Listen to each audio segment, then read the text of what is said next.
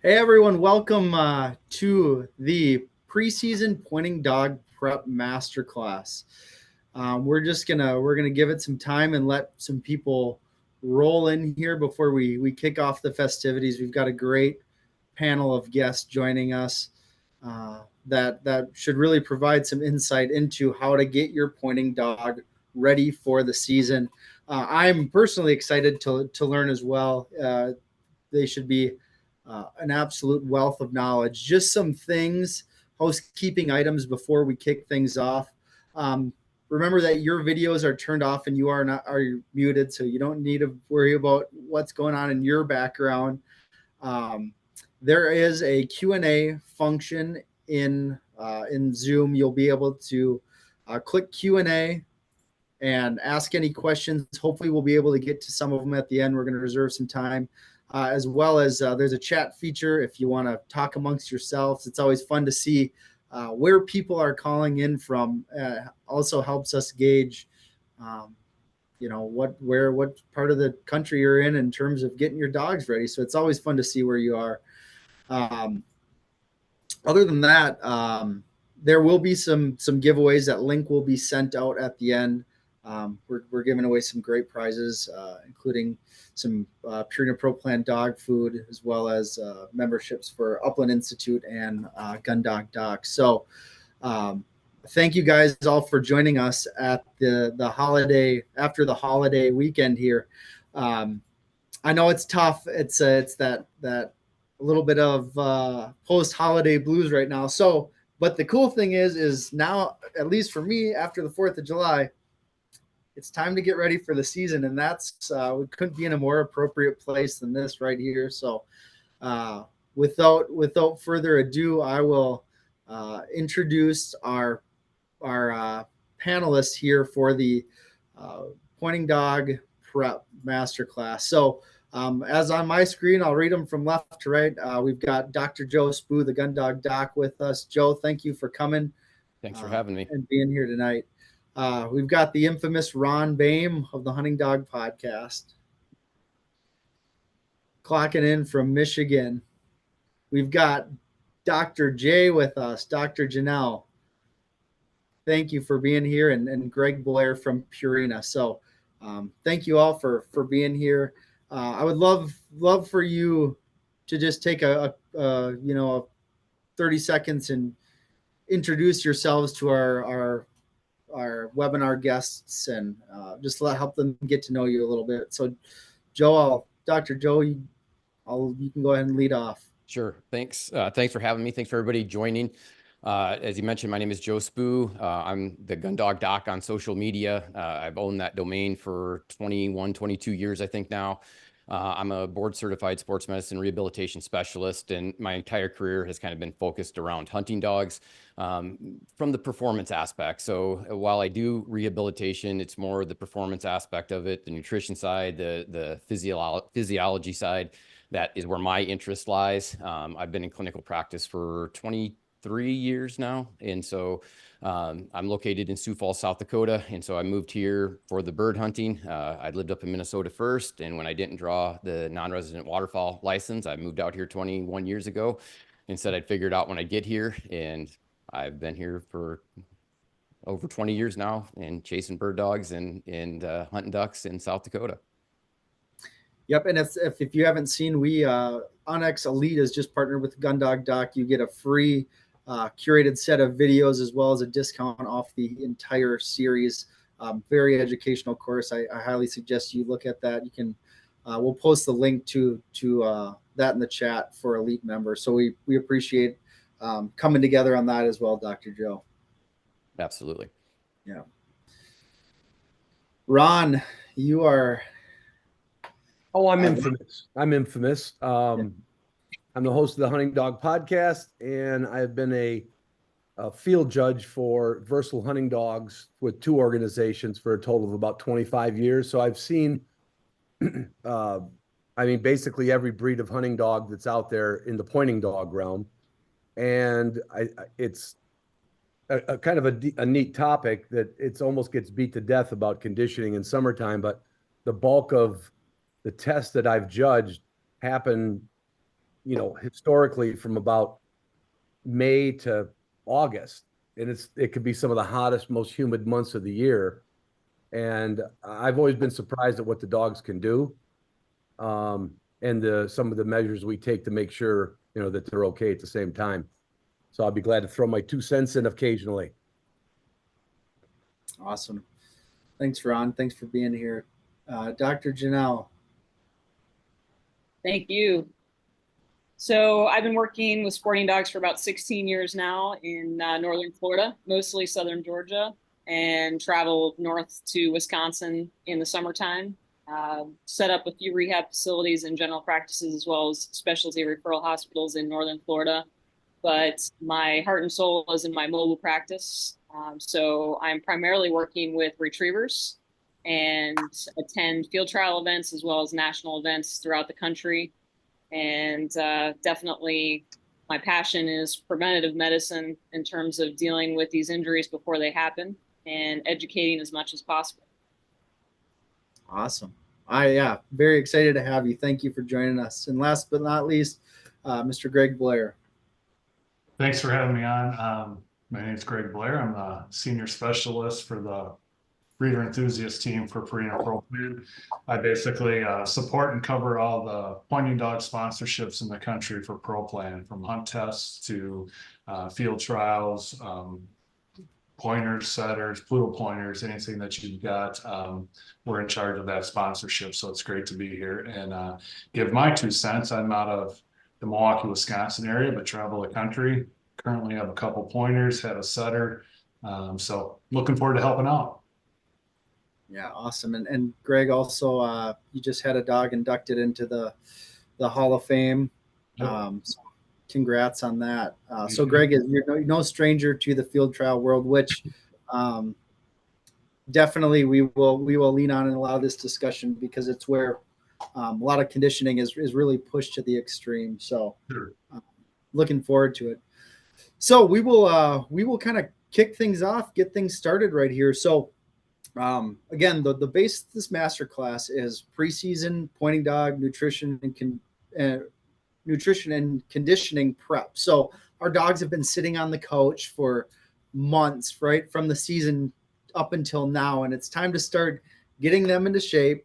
Whether you are a hunter or a field trialer, it's time to start thinking about the season, and we've got to start doing that now so our dogs can be in top condition so they can prevent injuries coming into the season. So kind of the question is, where do we start? I can tell you I've got a few dogs that are a little thicker than they should be.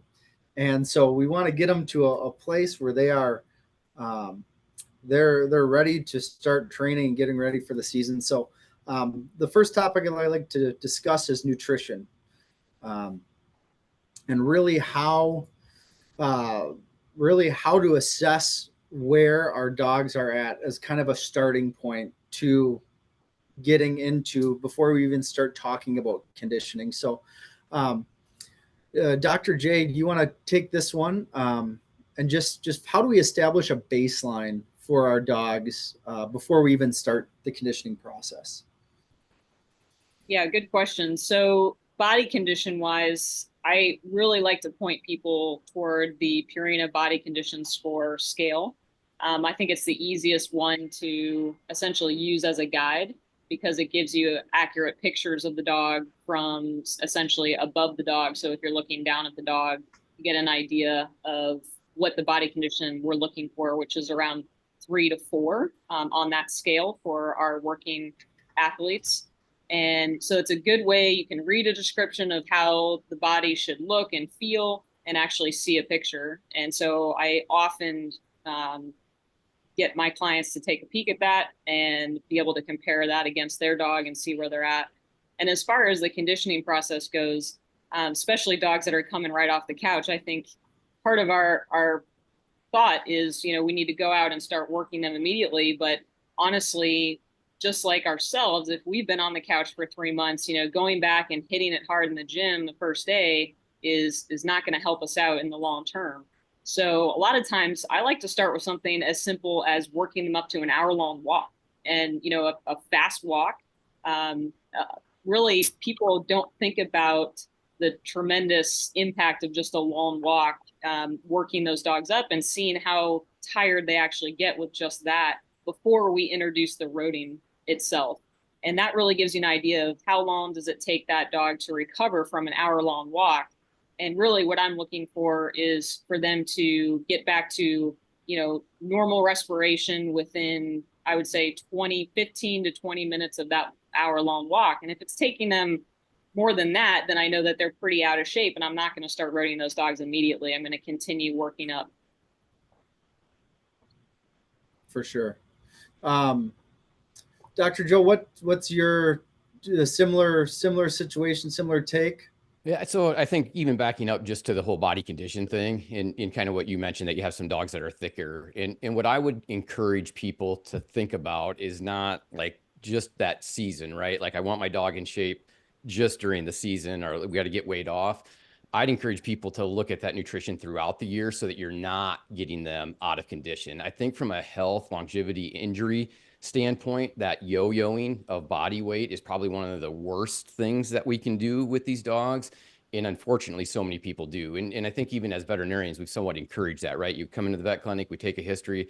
How much are you feeding? There shouldn't be one answer to that. It shouldn't be 1 cup twice a day. It really should fluctuate based on activity levels, and maybe even the type of food, right? We'll probably get into performance versus adult maintenance versus, what we're looking at. And I think as dog foods have gotten better and we've gotten to this class of premium nutrition, people still feed their dog on autopilot, and it really shouldn't be that way. It should be how much work is that dog doing? And so where we see it is a dog at the end of the hunting season will be in great body condition, and then we get them fat at the end of winter. And so they go into summer, spring, heavy, and we take the weight off in spring, and then it gets hot in the summer, and we go into fall at the very worst time with these dogs being heavy. You're going to prone them to injury, to heat stroke, to all these things. And so instead of looking at these seasonalities, I'd look at your nutrition throughout the year and really strive to never get that dog out of the conditions that Dr. Apple talked about there with the 3 to 4. Like stay year round in that sweet spot. Don't say, oh, we're going to, get them back into condition. One of the things I hate is that client that comes in into August, first part of September, and say, well, we're going to lose weight going into hunting season. And to me, being thin at the start of hunting season is the most important because it's our highest temperatures, our greatest risk factor for injury. And so I don't like to lose weight during hunting season. I like to go into it lean and mean. And so that's where my focus is let's not get these dogs out of body condition so that we're getting them back in. Let's adjust that nutrition throughout the year. And I honestly do it week to week with my dogs. It's, if I'm running them a lot in the off season, then they need to up. If, we're going to get into some hot weather here where my dogs will not be out, I'm going to crank them back down. So week to week, even in the off season, I'm adjusting those quantities. And so I would say, let's try to strive to keep those dogs in that magic body weight year round. So we don't have to get them into body condition. We can just focus on actual athletic conditioning at those times. Great. Very great point. And that kind of leads into a question I hear a lot, and I saw a lot on the registration questions is kind of looking at feeding strategies in terms of, do I switch foods? Do I feed less? How often do I feed? So feel free, anyone, to jump in if you want to field this one, kind of what your thoughts are and your take is on that. I can kind of tell you from a dog food standpoint, if you're feeding a good quality all life stage feed, and let's just say ProPlan 30/20, which is high protein, high fat, there really isn't a need. It's an all life stage food to take them off that and switch them to something lower fat, lower protein. What I do and what a lot of plantations, ranches, kennels do is, like Dr. Joe said, watch the volume, cut back when it's needed.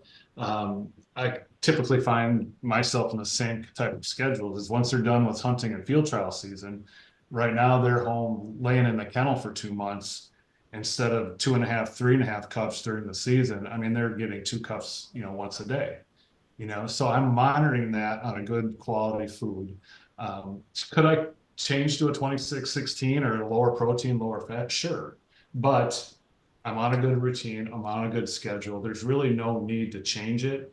if we are good stewards of the knowledge that we have as individuals and take care of our animals and don't get into that yo-yo effect, getting them heavy, when the doctors were talking, I'm thinking of myself, as I get older, it's like, it's harder to get the weight off. It's like, you don't input, output. It's the same with dogs. So we tell our individuals is, unless you really want to change, and that's more of a personal human quality you're trying to portray on the dogs, stick to a good all life stage, high quality, high protein, high fat, and just watch the input. So can I give a counterpoint to that as a veterinarian that sees the overweight dogs? So I think you're right for those people, like you mentioned, right? Plantations, ranches, people feeding quantities of dogs that are buying foods at discounts on pallets is different than that 1 to 2 dog owner. And, you know, the guy that has a job, or the gal that has a job. And I think we need to back up and say, do the dogs even need to be on the 30-20 formula? And, you know, a lot of the pointing breed dogs, and you have, you know, these big, I saw a lot of the people from, you know, out west, so they're running big country. They probably do. I think that's one of the first questions, though, is the performance right for your dog? And that's what's causing this yo-yoing? And so, you know, if you're a dog that you're, you know, hunting 3 or 4 days, maybe, or just on the weekends, it might not be a dog that needs to be on that 30-20 formula, and adult maintenance year round. Adjusting might be okay. I think that we've kind of gotten to this space where people think that the performance diets make a performance dog, and we end up with a lot of overweight dogs with individually owned dogs. And so if you're, as you say, that good steward, I think you're right. You don't have to bounce back. But what I see with a lot of, you know, not people with strings of dogs, is overfeeding of that performance formula. And I question, do they need to be on it? And I think in the vast majority of your weekend warrior, and there's nothing wrong with that, but that, you know, you're getting to hunt a couple of days a week, those dogs might not need to be on that performance formula, and could be on either year round on that maintenance formula, which again, with the major manufacturers, those maintenance formulas are really high quality formulas, and we can avoid that overweight issues.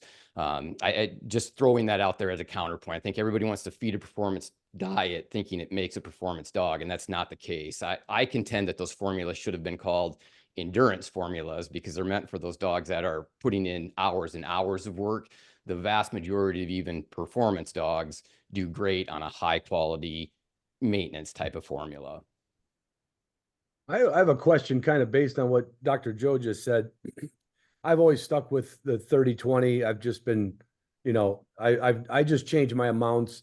I literally use a cup from a banquet I went to. It says Purina on the cup. That's my measuring cup. And I just shake a little less out, and I don't measure it. I just know they're not doing much. They get a little less food. But my question goes to, if I were to be someone who wanted to go to I don't say lower quality, but a lower fat, lower protein, would that in itself, if you kept let's say whatever it is, the 2 cup, if you kept your measurement the same, would that dog lose weight from the lower protein, lower fat dog food?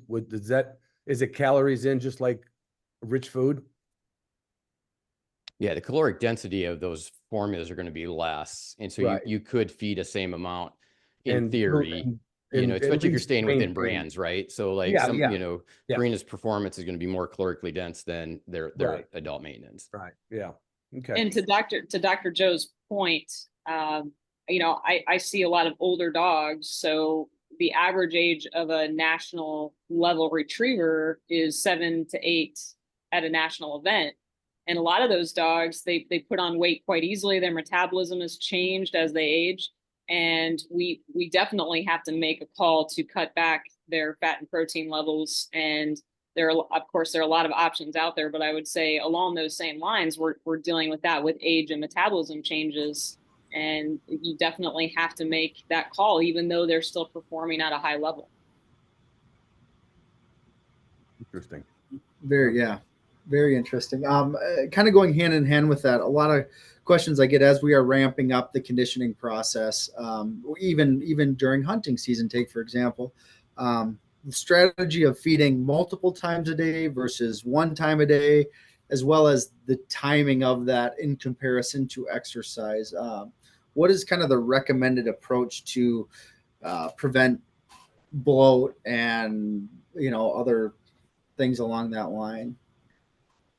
God, this one better be unanimous with all of us. Well, and so I'll jump in. I think that it's shifted a little bit, right? Like we know that the research shows that the once a day feeding, the dogs on a fasted going into performance do better. A lot of what we used to thought, was nervousness or excitement diarrhea is actually mechanical damage if you're feeding multiple times a day and you have food bounce around the intestinal tract, causing irritation and things like that. And so I think for a long time, those of us in the performance world have advocated that once a day feeding at the end of performance after the dogs calm down.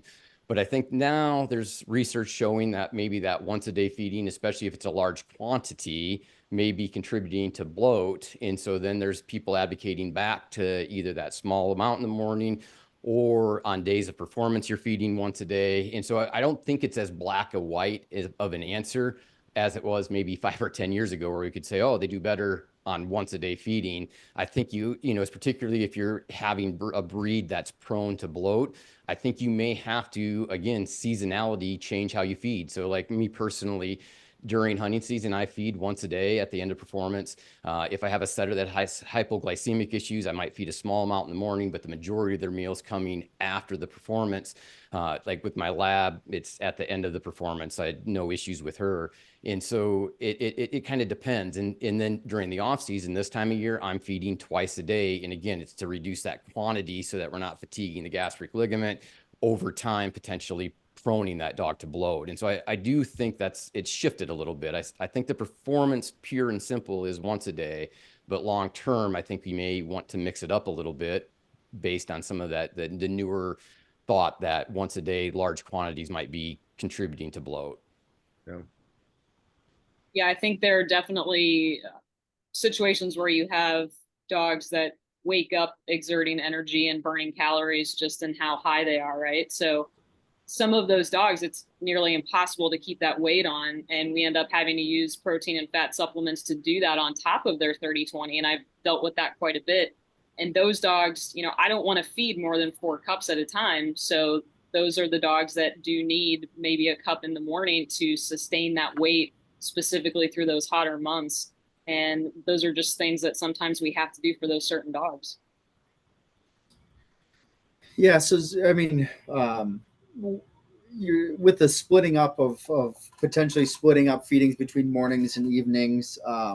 If you're going to go run a dog early in the morning, is it just better to say we're going to feed them at night and then directly after, or within, an hour after they get done running, or what does that look like? And I guess the same could translate into hunting season.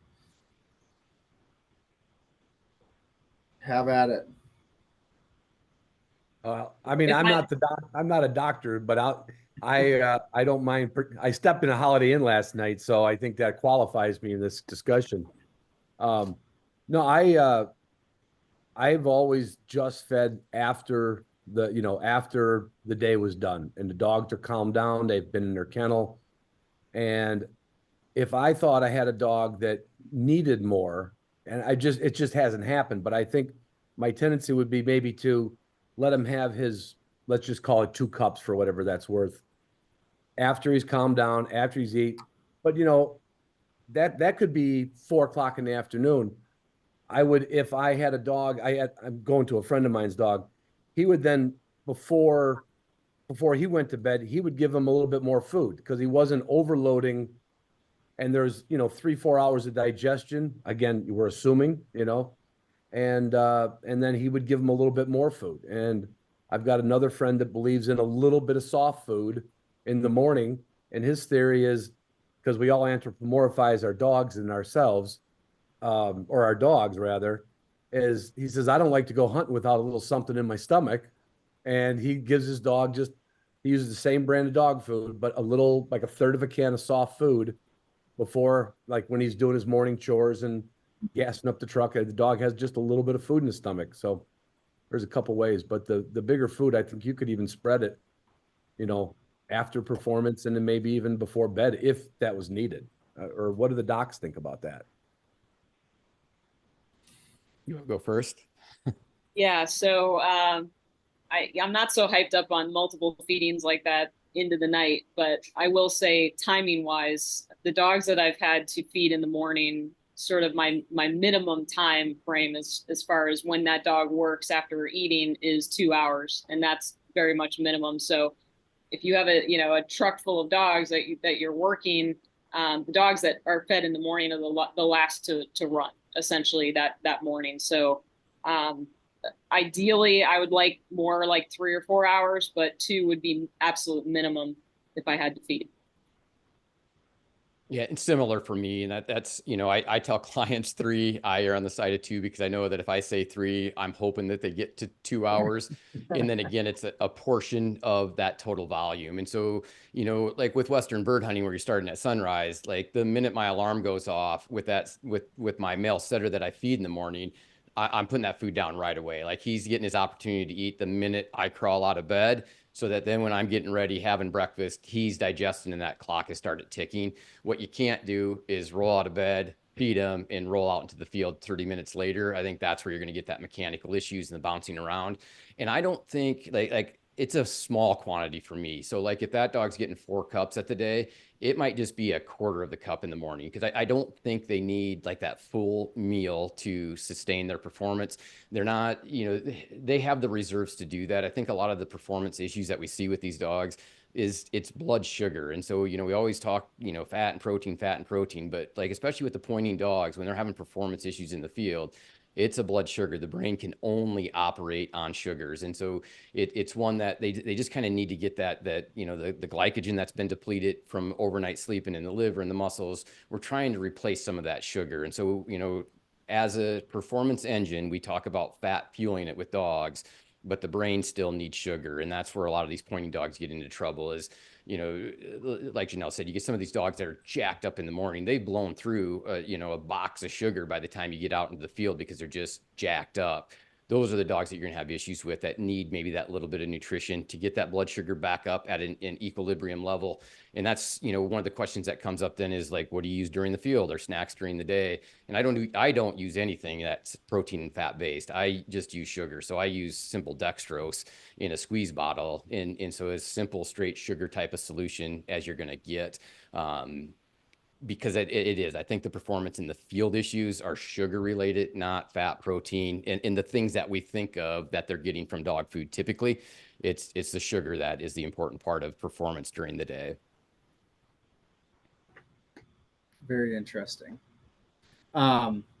Before we transition to the actual conditioning portion of this, another question I saw a lot was in regards to any supplements you're feeding, and kind of just as a precursor, what we're going to do is we're going to talk about conditioning, and then we're going to talk about preventing common injuries in the conditioning process. So this could probably be lumped into there. But in terms of nutrition, I know a lot of what the dog is getting is coming from its food. But is there anything that you recommend, whether it's for all ages or older dogs, younger dogs? Is there anything additive that is needed when kind of ramping up for the year?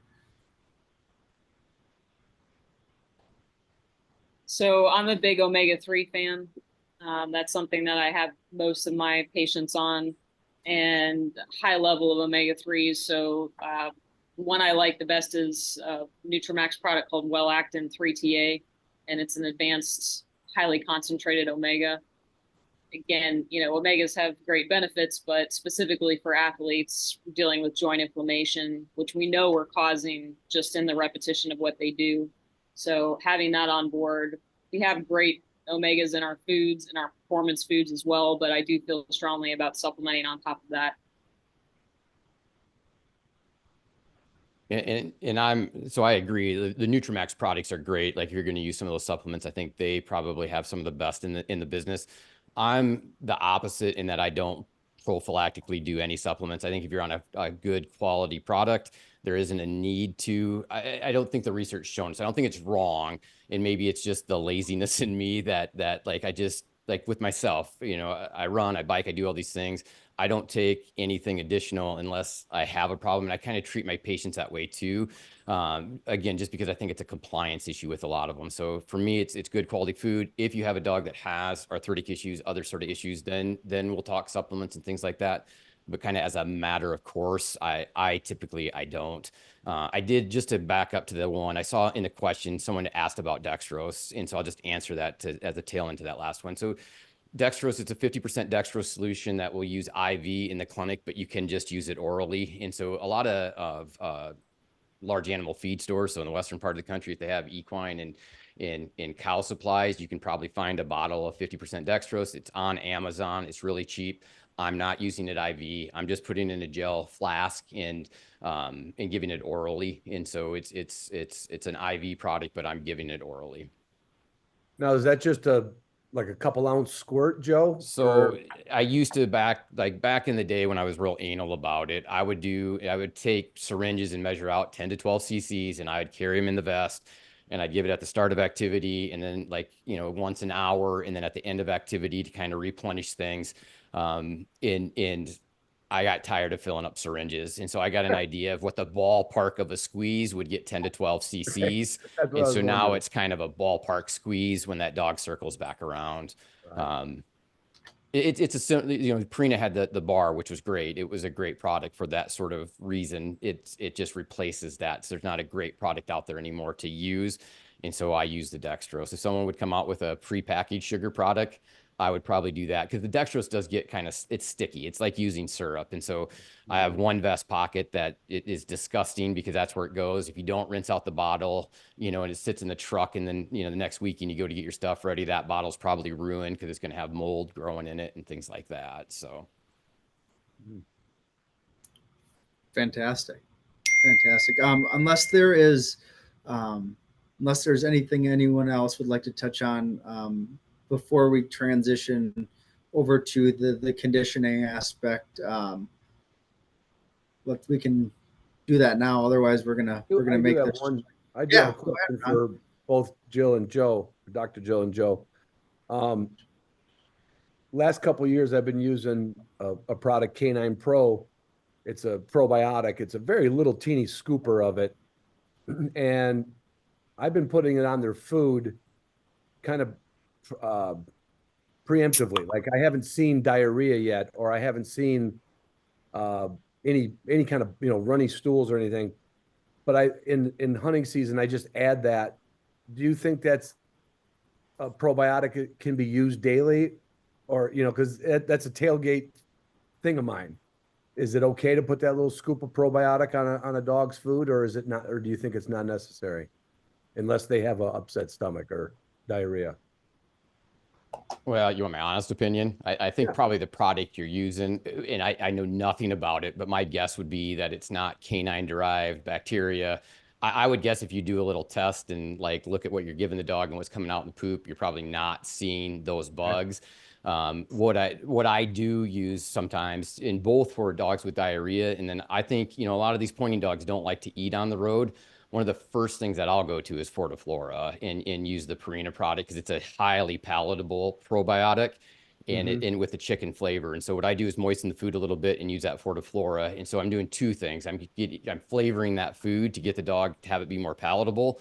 And then I am giving them those probiotics as well. And so I question, there's a lot of those products out on the market right now, but without the research to know, are you getting what you're putting on the dog food? Right. And I'd wager a case of beer that you're probably not getting the benefit from your product. God, I hope and that's not, with no knowledge sponsors. of it. Be careful with beer with Rob. Well, I figured that might entice the bet. Yeah, that would do it. That would do it. I would definitely second Dr. Joe's comments on supplementation and science. So I'm a huge proponent of only recommending supplements that have solid science behind them. And certainly that comes with probiotics, because there's so many options out there and so little regulation of these supplementations. So definitely Fortiflora, Nutramax products like ProViable. These are the products that actually have that type of science to tell us that they're doing what they're saying they're doing. And also what's in the product is actually in there. And that's the problem with some of these over-the-counter products. Not only are they not canine derived bacteria, but they're also, not actually those bacterial strains that the bottle says that's in there is not actually there, or the amounts that are necessary to do much of anything. So I think that's a great point, is that we need to be careful about some of these things that we see online, and they seem like great products, but if there's nothing there behind it, stay away from it. Yeah. Well, to put a bow on it, then, if it's good stuff, if it's if it's got the right ingredients for it, do you feel that's okay to put a little, Joe, you put that on as a matter of course during hunting season or all year? Not all year. I usually use the Fortiflora during hunting season, or, like early spring. I have dogs that have a grass eating problem that will cause stomach upset, and they'll go off food because of the stomach upset. I'll use the Fortiflora then. I think there's a wealth of information on the human side of things showing the importance of probiotics. I think, we're probably tip of the iceberg even on the human side, which means that we know almost nothing on the canine side, but certainly I would think that same benefit was there. So do I think probiotics in our microbiome are important? Absolutely. And so, yes, if there's a proven product, and that's why I use, the Fortiflora in as Dr. Apple said, the Nutramax products. I think from a palatability standpoint, and why I kind of defer to the Fortiflora, is that, like, even just from the taste standpoint, like it's a great product to bait these dogs, and particularly these pointing dogs on road trips don't like to eat. And so I see too many people, they'll go to the bar and they'll bring the gristle from the steak back to the motel, and they'll use that to get the dog to eat. Now we got a dog that's got stomach upset because we use that. Versus if I can flavor that food with a product that's also going to help with the intestinal health, it's just a win-win. And so that's why I choose that product. Mm-hmm. Yeah, I've found it to be just quite versatile, all the way from water baiting to obviously with food to make it, more appetizing to the dog, but also it works. And if you're not familiar what Fortiflora is, it comes in, I think, Greg, a 30 pack, a box of. You go ahead, more than I do. Yeah, no, it's a box that has 30 little cachets in it that you can rip open. You sprinkle it on their food, kind of like salt and pepper in their food. And like Dr. Joe said, the flavor, they just, if nothing else, they'll start licking it. They'll start eating it. They also come in tablets for high volume ranches and kennels where you can just throw it right in their bowl. But nice to have the sprinkle packets, because you can just sprinkle it on their food and entice them to get something in their stomach. Awesome. If anyone out there listening has any questions on the nutrition side, you feel free to throw them in the Q&A at the bottom, and we'll try to get to them at the end of today's masterclass. But for the sake of time, we're gonna keep moving and move into the conditioning aspect of the masterclass. So we were talking about the best strategies to get our dogs into shape for hunting season. And generally, we had talked about this before the class, but really there's a few ways of going about it, whether it's roading, where your dog is put in a harness and required to pull, whether that is by a four-wheeler, a UTV, a bike, even walking, free running, swimming, and I'm sure we'll get into the other aspects. But Greg, will you set the stage a little bit in terms of give people background on roading? And I'm sure there's a lot of people who aren't familiar. And then I'd like to dig into that a little bit more and compare and contrast. Yeah, I'll just try and get the tip of the iceberg and then leave to Dr. J or Dr. Joe on the benefits of roading or conditioning. And like Dr. J started out saying, is first and foremost, you need to know your dog. You're not going to just get them off the couch and throw them in a harness and get behind a four-wheeler and go. You might need to start with, walking, then taking them on a jog, letting them run in the park in front of you, and then get into a routine. So roading is basically an activity that can get these dogs in shape so that they can hunt 2, 3, 4 hours a day, or in the field trial world, they can run for a good hour with good stamina and with a good finish. So like you stated, roading can be putting them in a harness, putting them on a four-wheeler and letting them pull the four-wheeler, or getting into a certain speed that you let them go and they're not pulling, but they're working on their lungs and their heart conditioning more than they're pulling. And again, here it's knowing your dog. And if you're a kennel, or if you've got multiple dogs, you need to know all of the dogs, because you're not going to put a 1.5-year-old dog or a young dog with an older dog that's got different needs and requirements in a roading harness. So you need to kind of watch for that. And like you said, maybe it's swimming. Maybe you got a lake that's around, maybe you got a pond, maybe we've got them here in suburban Milwaukee where there's actual clinics that you can go and let the dogs swim. So anything that can get not only the muscle mass and the muscle conditioning, but the heart and the lungs. And that's what I think a lot of people miss, is they think roading, oh, I'm going to build a big front end, or I'm going to build a big back end. Well, some of that depends on what type of harness you're getting to. Are they pulling from the front, or is it like a sled dog where that hook comes right off the back of their tailbone, so they're actually pulling in, in less of a straight line? Or are they free running? We do a lot of free running here in Wisconsin. There's not a lot of people that have roading programs around here. I mean, I've actually tried to find them, and there aren't many. So we just will free run them. It's hot. We watch them in the morning. We'll start with 15, 20 minutes and then just build up. Maybe it's only 2 or 3 times a week, but you need to build up their stamina, because from my standpoint, first of all, I'm looking to hunt in North Dakota in September. But after that, I need a field trial, and I need to show the judge at the end of the hour my dog's not gassed and he's not out. So I'm looking for the lungs and the heart capacity to have some more strength. So that's kind of roading in a nutshell. And hopefully I got us a good springboard. Yes. Jay and Dr. Joe.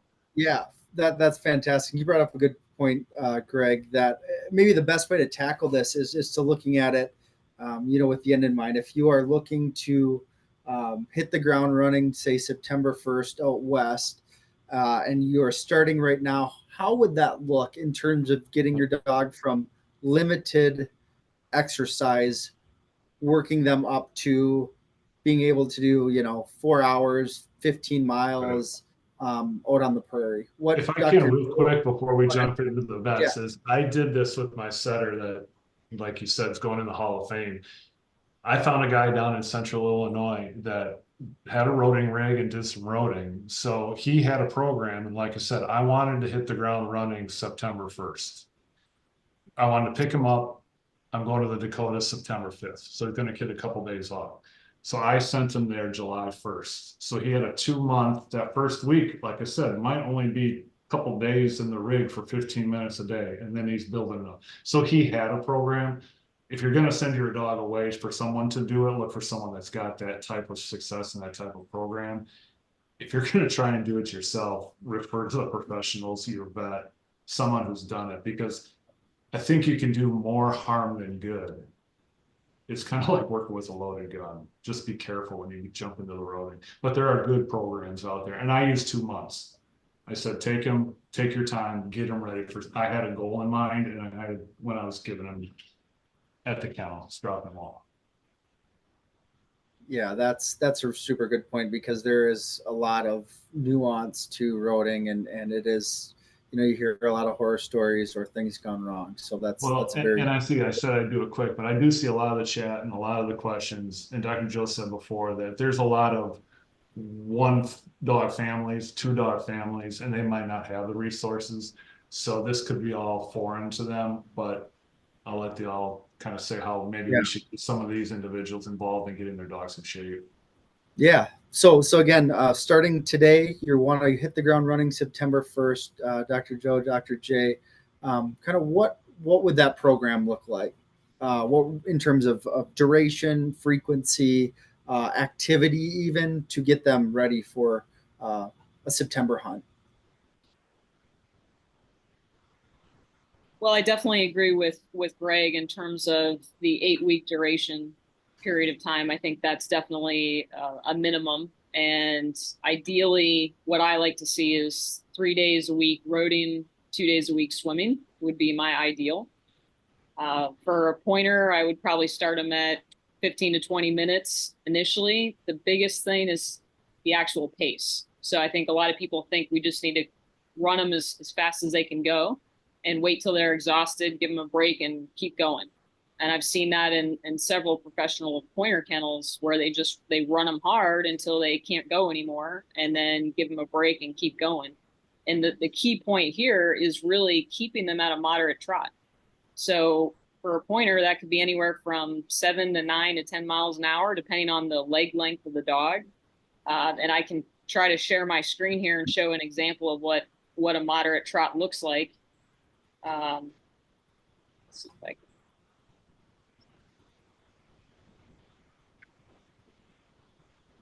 Can you guys see that?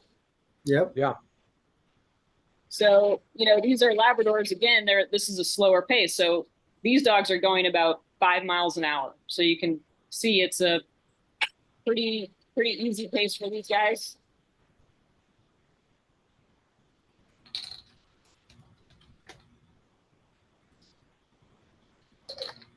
They're wearing a Howling Dog Alaska harness, which is designed for sled dogs.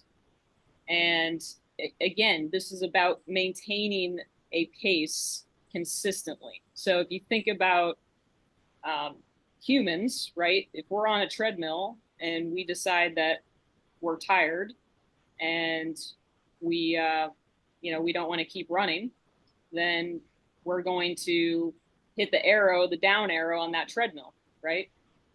And essentially that is deconditioning, because we're not maintaining our pace because we're tired. So it's the same concept with these guys. Maintaining that moderate trot is keeping that heart rate where we want it to be for that consistent period of time. And I've always been told, or what I've understood is trying to keep it between that, right at the top end of the trot, to almost like a canter. It's like when they switch over, finding that line. Is that about right? Yeah. So we don't want them to canter. We want them to stay in that trot, ideally. And that's, again, working up to an hour with the pointers would be my goal. I don't know if Dr. Joe has a different timeline, but that's basically how I work them up to a full hour at a moderate trot.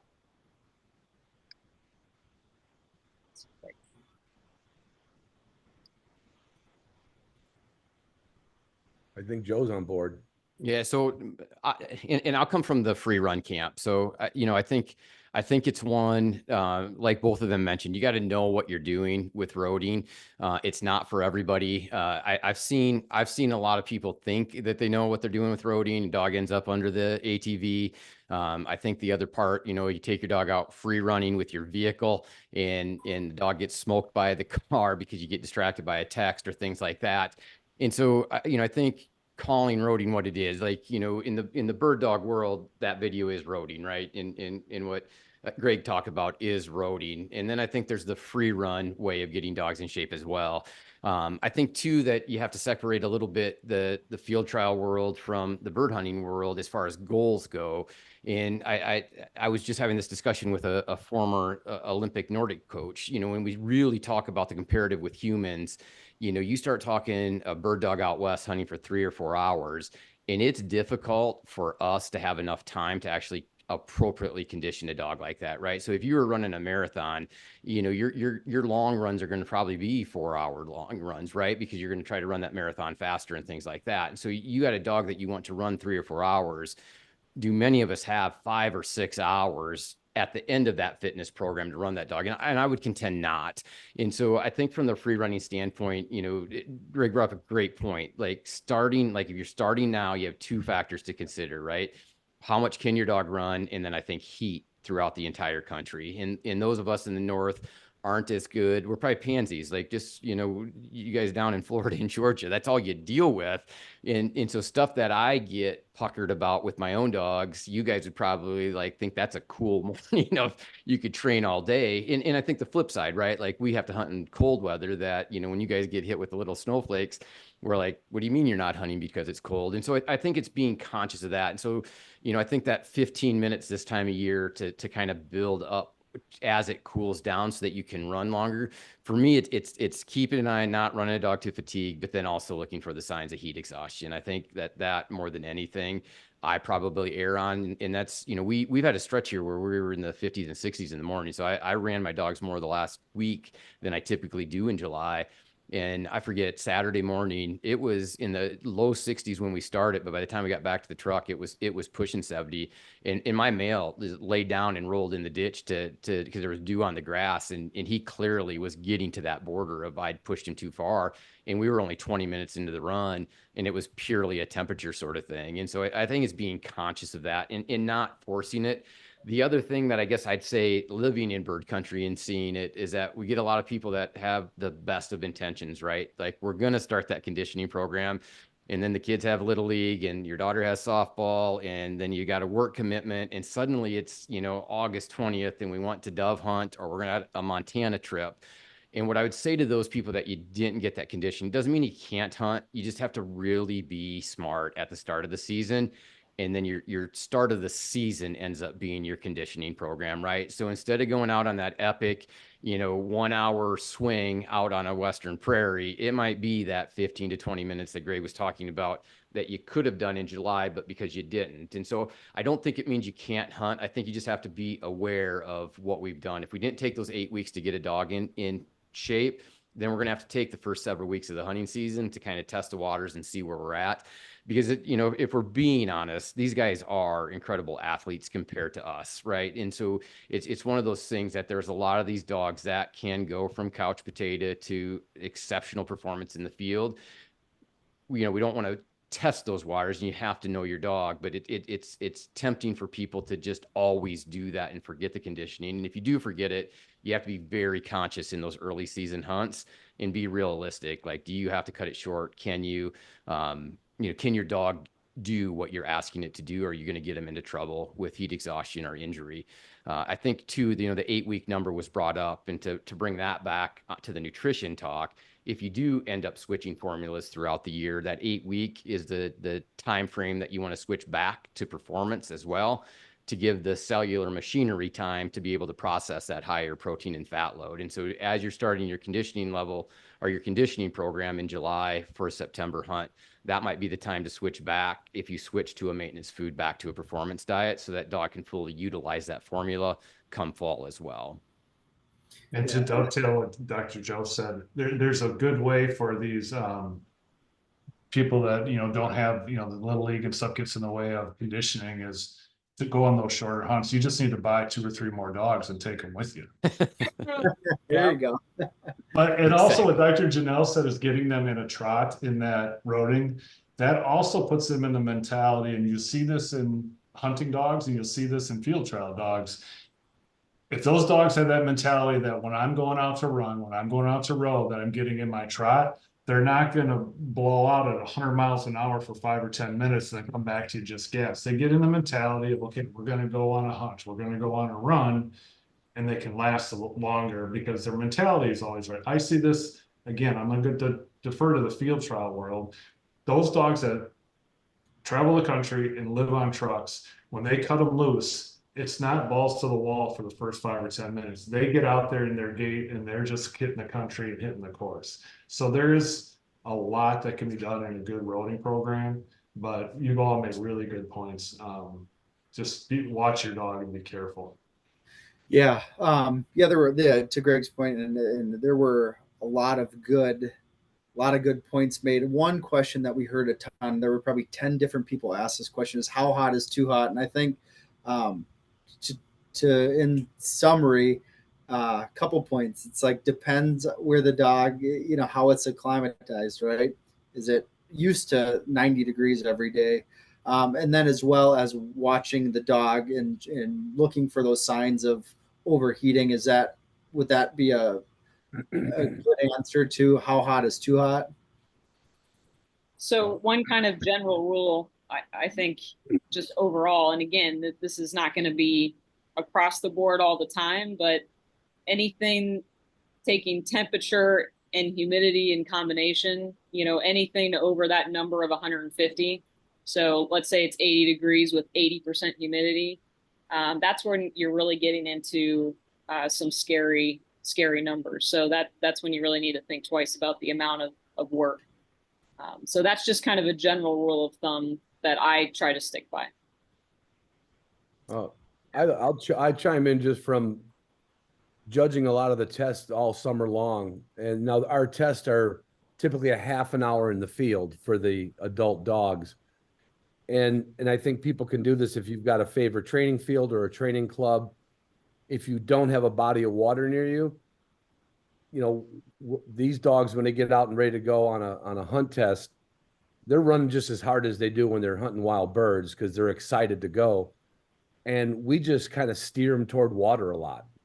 And we'll tell handlers that, and if we feel it's one of those days you're talking about with high humidity, high temp, we'll tell the handlers, we don't care if you want to go to the barrel of water 5 times. You can go there every 2 minutes if you think you need to. And I think people could do that if you pay attention to where you're going to, like, let's say you're going to free run your dog, try to free run it somewhere where he can just go right to the, because everybody's seen their dog, like Joe just said, if they see a body of water and they're hot, they're not dumb. They're going to go in there and they're going to cool down and give them all the time in the world to where they're not panting again and get up. And I think you could, if you live in that hot country, I think you can get a lot of stuff done in the summertime, but having that immersible water to cool them down, it's kind of like the dog version of the ice bath, you know. At least we put a lot of faith in it. And there's been tests where, I remember a test back in 2004 where it was so hot in Mexico, Missouri, that we put ice blocks in the tub, like literally a 30-pound ice block.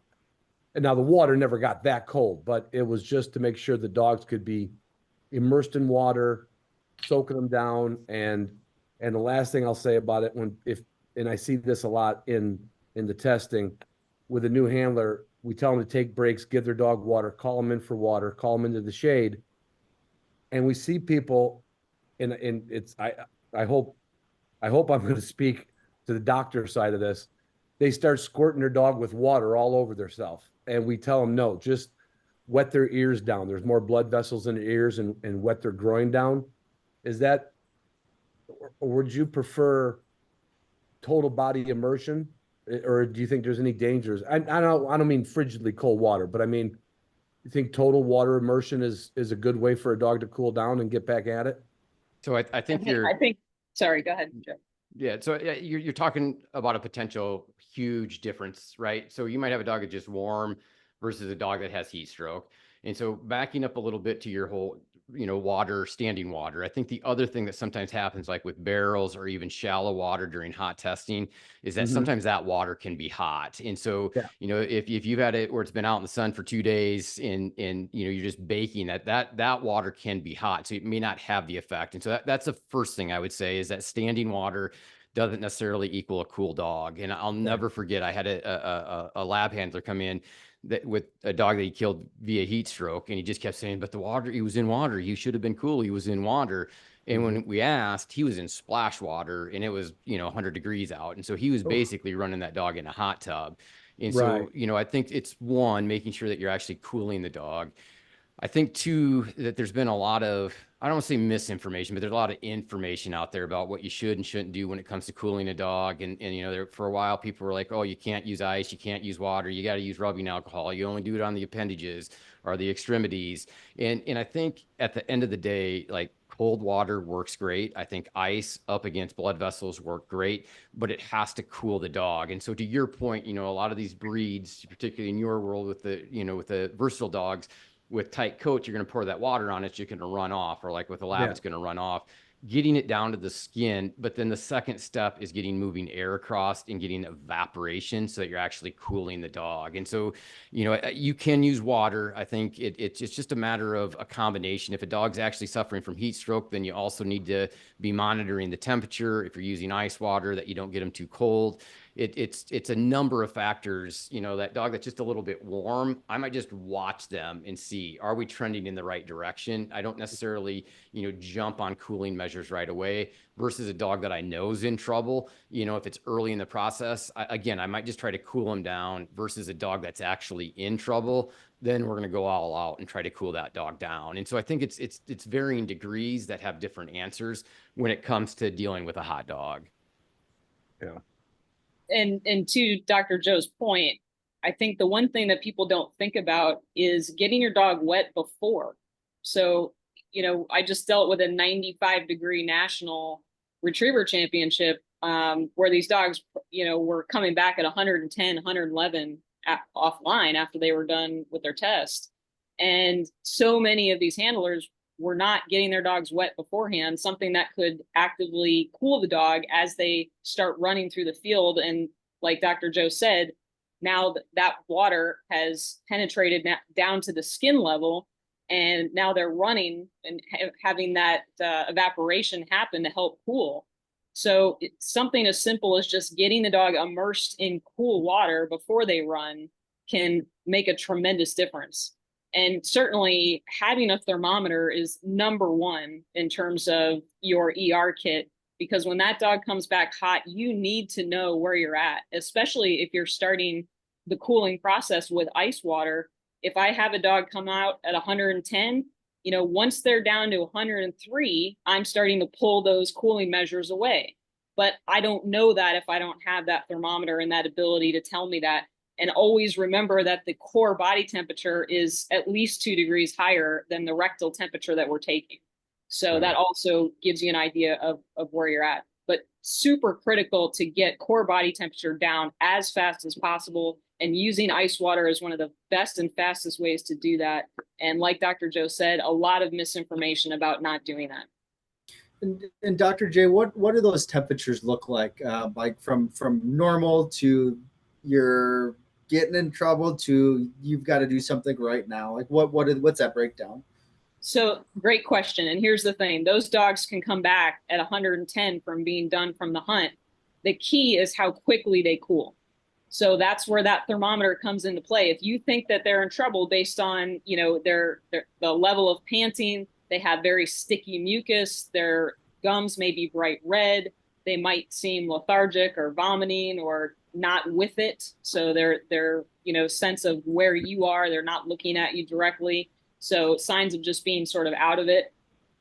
Being able to take that body temperature and see that it is coming down consistently. Because what'll actively happen is once a dog is done running, that temperature will actually start to increase. So it will not go down immediately. And that's the part that people don't understand is yes, we're done with the hunt, but that body temperature is going to continue to creep before it goes down.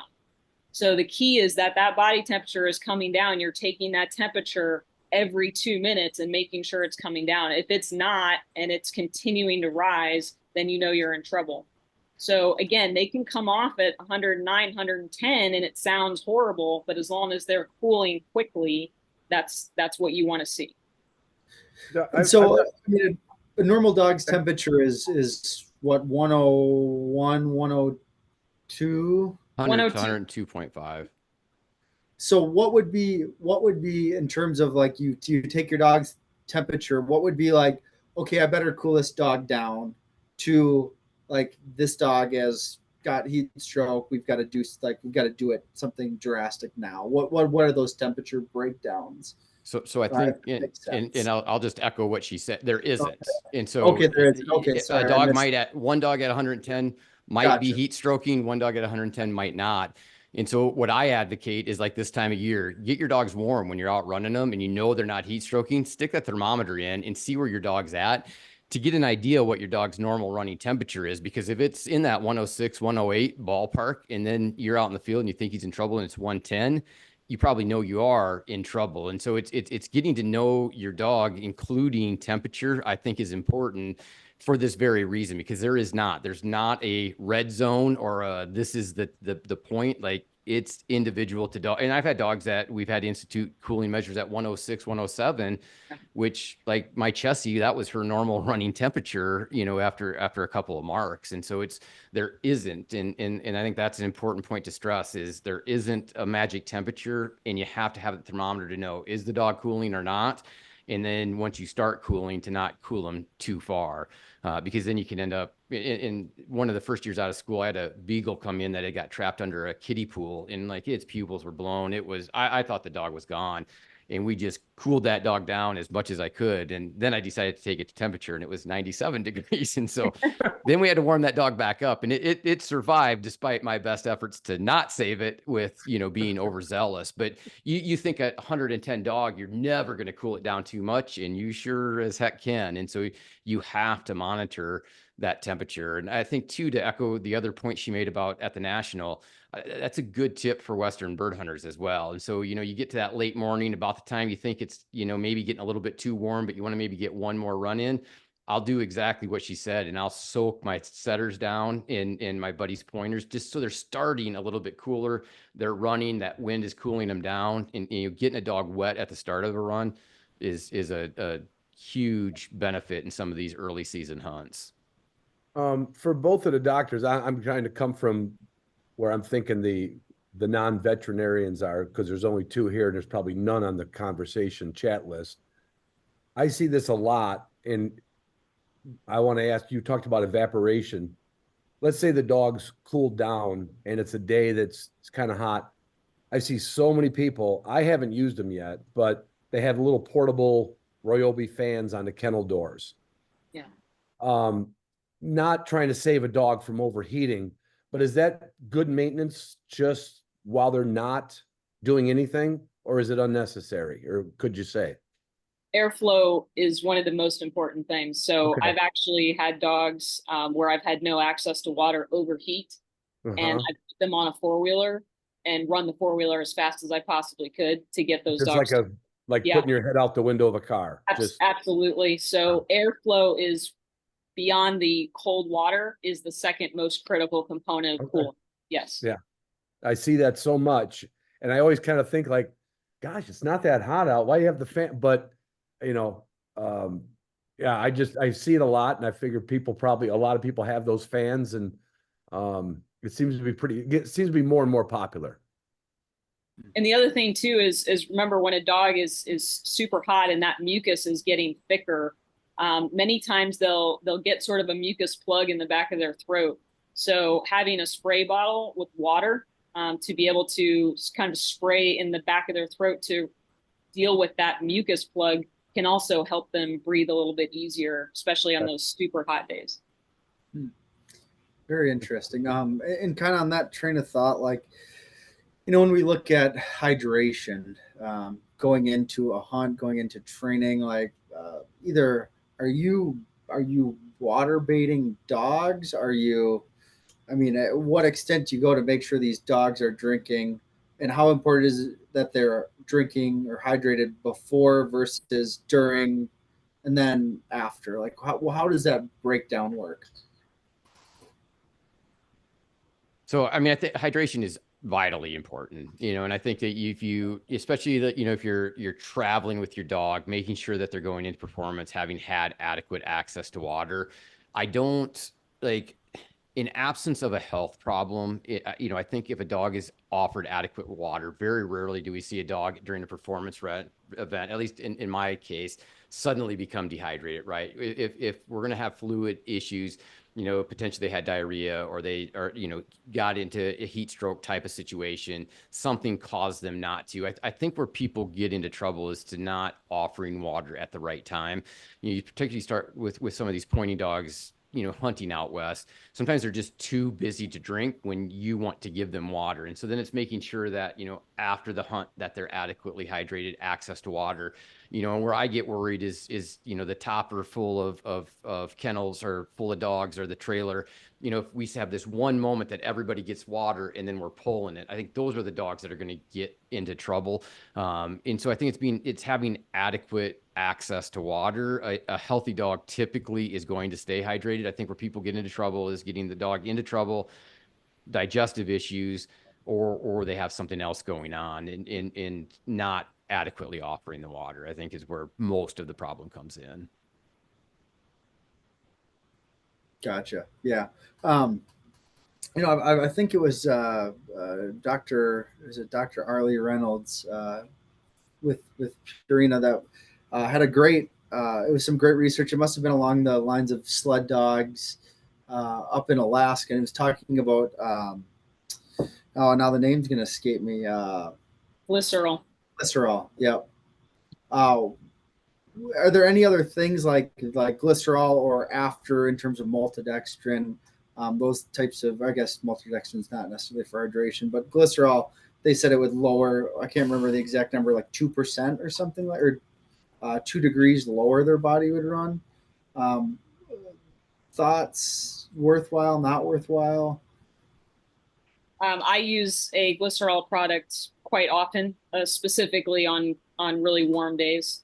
And it's an Elements product called Hydration. It is strictly glycerol that's added to water. So basically baiting the water with the product. And it's a pre-exercise. So you give it about 2 hours before you're ready to work. And then there's a glycogen recovery product as well. So again, we're talking about building up what Dr. Spoo was talking about earlier, that glycogen loss in the liver, that energy store that we're losing after performance, building that up after work within 15 minutes of the end of exercise, giving this recovery product, again, in water. So baiting water and helping a little bit with hydration there as well. I do like those two products. I think they work well, and I've seen dramatic differences in the dogs that do use them regularly.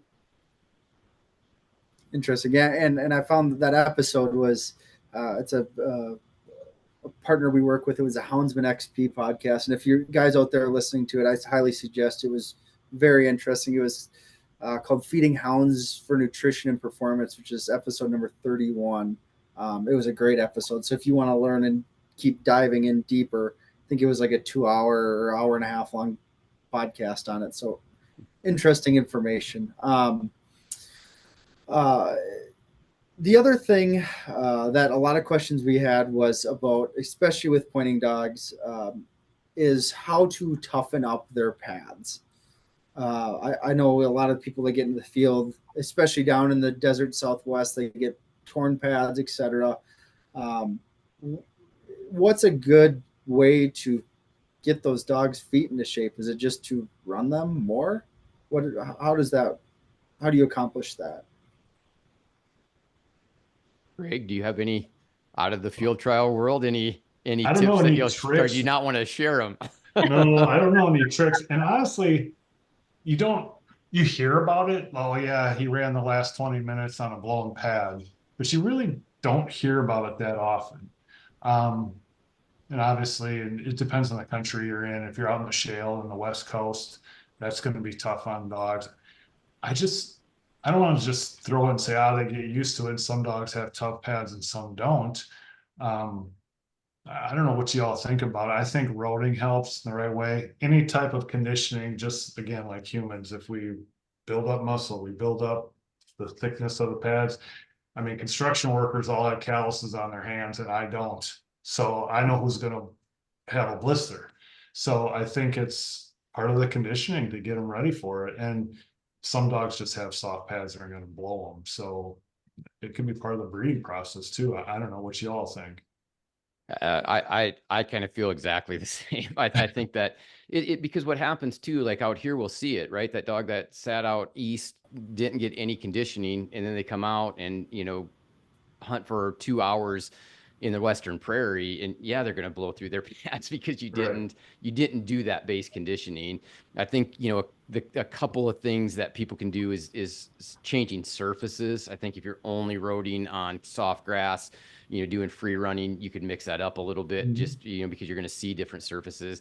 I think too, like just the rest of the ligamentous structures too, like stupid, simple things, like just short, if you're talking baseball diamond type retrieves to first and third back and forth quick retrieves where they're digging those feet in, but you have to have a pointing dog that likes to retrieve. I know the NABDA guys do. My setter's not, playing baseball patterns with my setter. He'd look like at me like I was a moron, but I think it's just getting them used to it is exactly right. I think that most people it's part of the conditioning that gets neglected. And if you conditioned your dog, their pads are probably going to be a little bit tougher than the person that didn't. And Dr. Joe, you touched on a little bit, but I've always heard a lot of people are very conscious of where they're roading, whether it's like, I have to road on. A lot of people say I have to road on sand, or I have to road on grass for I guess impact, for joint issues. What's your thought on? Roading on asphalt or free running on asphalt versus gravel versus grass? What does that look like?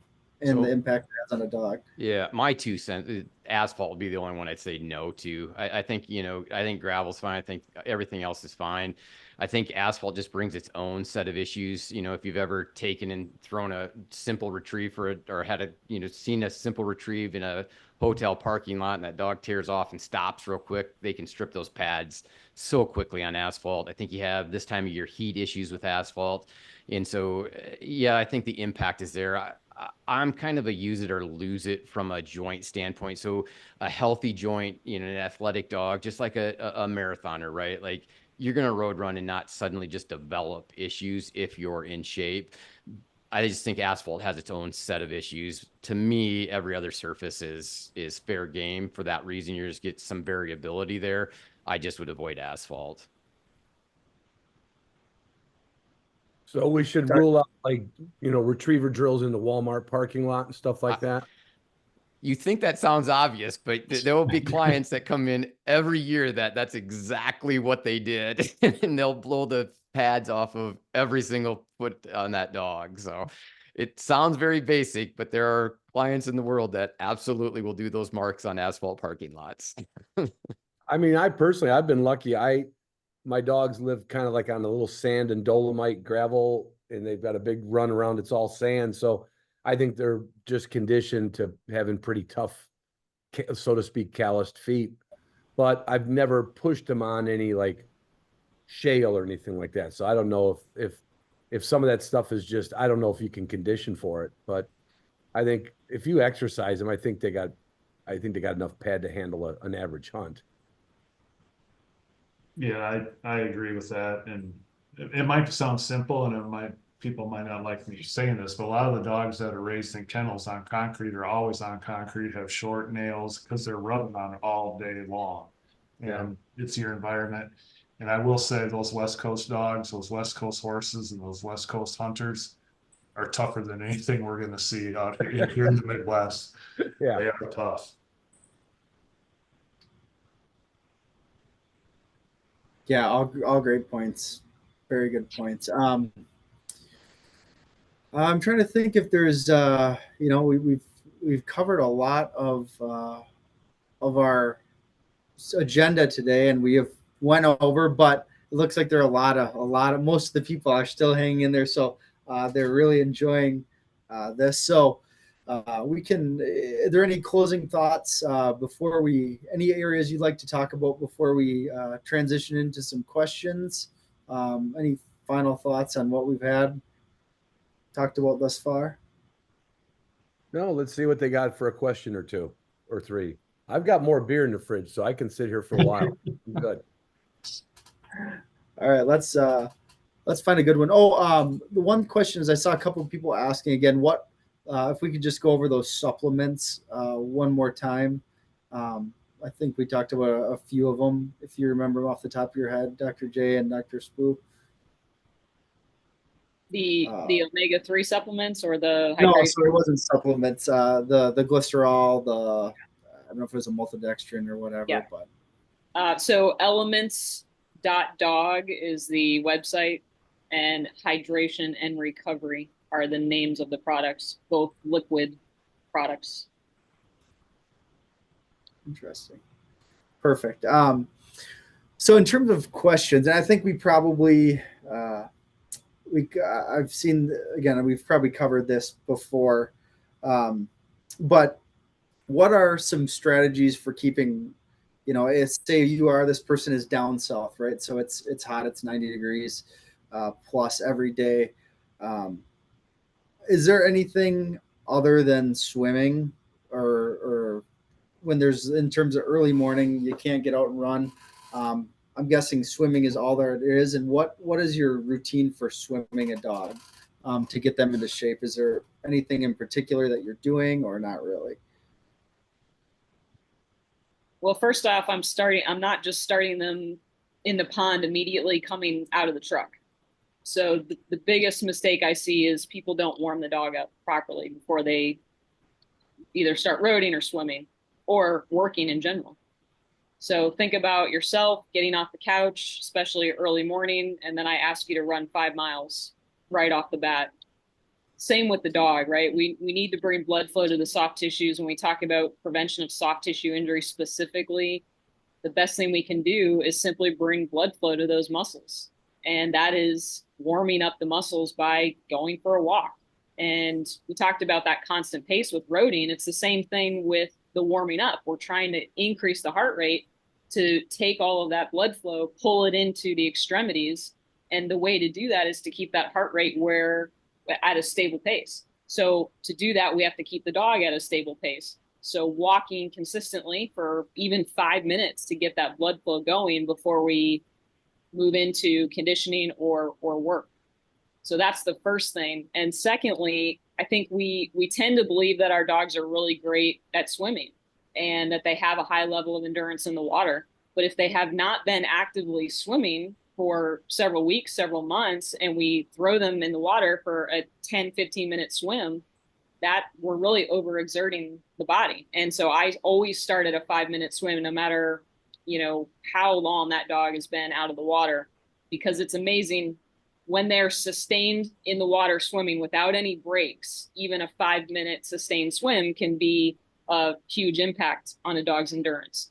So starting at 5 and building them up to a 20-minute swim is my ideal sort of conditioning program.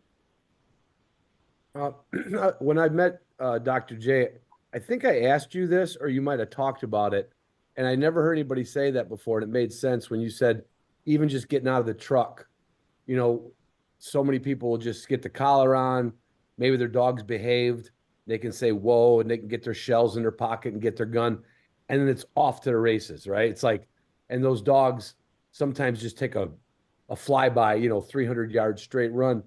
And I don't know if I asked you this or you said it, but if you had your 20-foot lead with you, if you could just lunge him for a couple minutes right around the truck, like you're not going to ask him to go on a treadmill because you're out ready to go hunting, but I think you recommended kind of like almost like a lunge line for a horse, like you just warm them up a little bit. And I thought that was interesting. Yeah, I mean, the key, again, is to keep that heart rate stable. So as soon as that dog stops, so let's say, we're airing the dog initially before the hunt, many people's inclination is to say, well, he warmed up himself because he's running around airing. But when the dog is airing, they're starting and stopping, right? They're sniffing, then they're running, then they're stopping and sniffing something else. And when they're doing that, their heart rate is going up and down.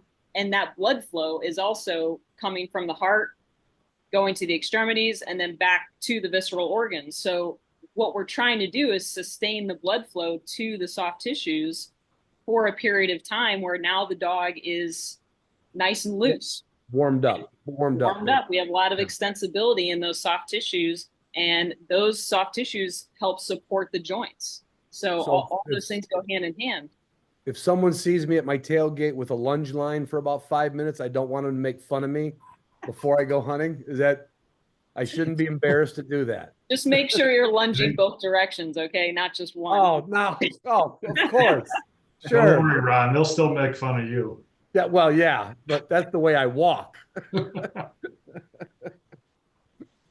Too funny. I had a good question here is, at what age can you really start, whether it's roading or free running a dog, in terms of being too young to be doing that? What does that age look like where their body is mature enough to handle that? Yeah. My answer to that is 12 to 14 months minimum. Yeah, and there's some that I would age even, if you got a big lanky dog, skeletal maturity. So, at a minimum 12, but even a consistent running program on a consistent service, I try to even go closer to 18, just to make, just like everything, right? Making sure we're past that developmental stage. And so I know everybody bites at the bit to do those things. I think there's a lot of physical things you can do, but it's those repetitive things. I try to wait until that dog is physically mature before I'm going to ask him to do that repetitive activity, like a roading, like a harness type of program. Even free running with me at a consistent pace, I'm going to wait till that dog is skeletal mature. I think both of you would give a good answer on this for people who are listening. The guy or the girl, whoever it is, has that 5-6 month old dog and says, I took him to South Dakota. Oh my God, was he great? Is it detrimental to the dog to let it try to run like a big dog when he's only a 6-month-old dog? Is that detrimental to the muscle development or the joint development? So what I would say is yes and no. Yes, if you're forcing the dog Not forcing, but letting no, them but even go it, hunt so with the you big go on a dog. big run and it follows, right? Right. If you're setting the pace, probably detrimental. If you're Okay. allowing that dog to set the pace and you realize that you're living within expectations, that dog shows any sign of fatigue, preferably never shows any sign of fatigue, Yeah. I don't think it's going to be detrimental if the dog is setting the pace and we're not pushing it, but if you're asking that dog to keep up with the big dogs and or your expectations are your expectations and the dog needs to meet that, then I think it can be detrimental. Yeah. Yeah. I've seen a lot of people, basically kind of brag like, oh, me and my buddies went out and he was just 6 months old. Oh my God, he did. And he was probably running with the other person's dogs too.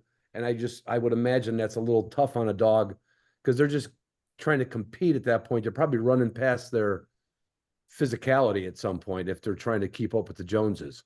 Yeah, and I think it's the just keeping up. So this dog here at 7 months, I shot more birds over her than the setter before her by 3 years of age.